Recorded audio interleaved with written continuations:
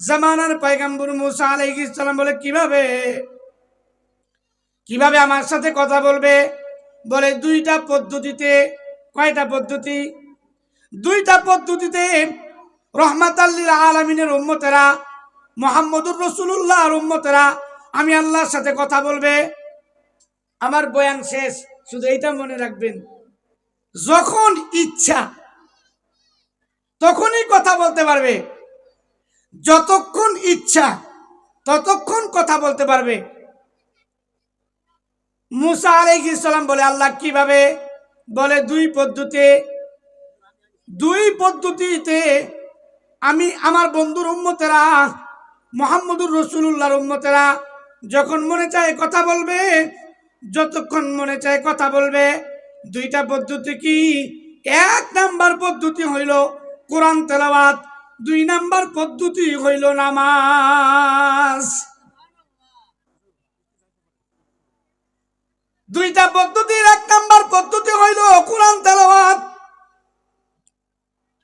এ মুসলমান যুবক ভাইরা, দাড়ি বাঁকা মুরব্বী বাবারাম, মুহাম্মদুর রাসূলুল্লাহ সাল্লাল্লাহু আলাইহি ওয়াসাল্লামের উম্মত যখন হাতে কোরআন নিয়া কোরআনের মধ্যে চুমু খেয়ে বিসমিল্লাহ বলে কোরআন তেলাওয়াত শুরু করে, আল্লাহর পয়গম্বর বিশ্বনবী মুহাম্মদুর রাসূলুল্লাহ বলেন, যতক্ষণ পর্যন্ত আল্লাহর বান্দা আমার উম্মত কোরআন তেলাওয়াত করবে, ততক্ষণ পর্যন্ত বান্দা স্বয়ং তার রবের সাথে কথা বলল।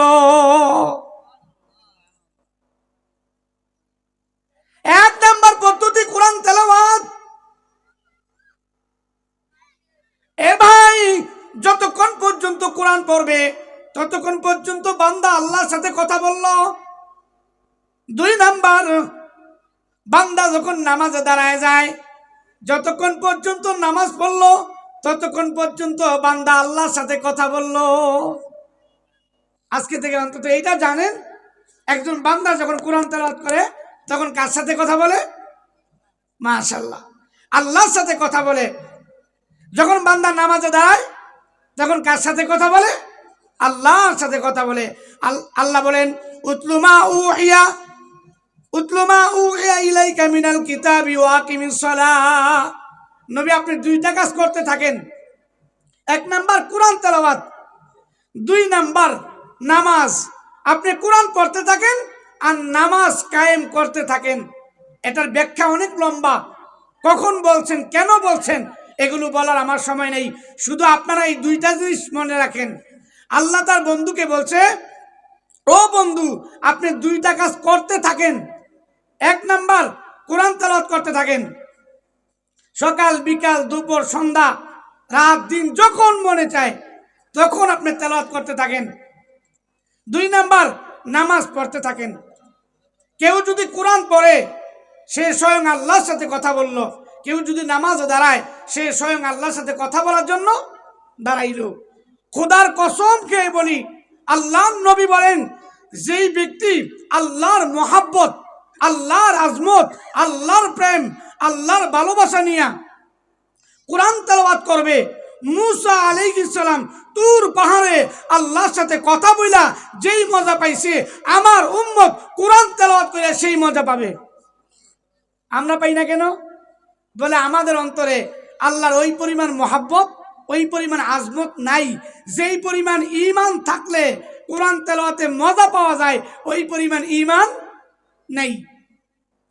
নবীজি বলে, যদি কোনো বান্দা আল্লাহর মোহাব্বত, আল্লাহর ভালোবাসা নিয়া, আল্লাহর ভয় নিয়া নামাজে দাঁড়ায় যায় আর নামাজ পড়তে থাকে, আমি মেরাজের রজনীতে বিনা পর্দায় আল্লাহর সাথে কথা বলে যেই মজা পাইছি, আমার উম্মত নামাজ পড়লে সেই মজা পাবে।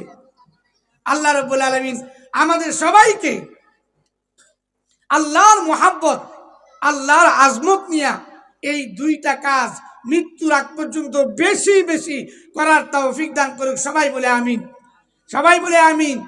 এক নাম্বার কোরআন তেলাওয়াত, দুই নাম্বার নামাজ। এখানে হয়তো অনেকেই বলতে পারেন যে হুজুর, তাহলে একটা থেকে আমরা বঞ্চিত, আমরা নামাজ পড়তে পারি, কোরআন শরীফ পড়তে পারি না।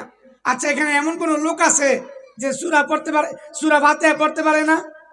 আছে না এখানে এমন লোক আছে? নাই। সবাই সূরা ফাতিহা পড়তে পারে, সবাই সূরা ইখলাস পড়তে পারে। একটা লোক যদি সারা দিন সূরা ফাতিহা পড়ে, একটা লোক যদি সারা দিন সারা রাত সূরা ইখলাস পড়ে, তাহলে সে আল্লাহর সাথেই কথা বলল। আল্লাহ পাক আমাদের সবাইকে আল্লাহর সান্নিধ্য অর্জন করার জন্য, আল্লাহর মহাব্বত অর্জন করার জন্য, ঈমানকে খাঁটি করার জন্য বেশি বেশি কোরআন তেলাওয়াত এবং বেশি বেশি নামাজ পড়ার তৌফিক দিক। সবাই বলে আমিন। বেশি বেশি কোরআন তেলাওয়াত, বেশি বেশি নামাজ পড়ে আল্লাহর মহাব্বত অর্জন করে তরু তাজা মজবুত ঈমান নিয়ে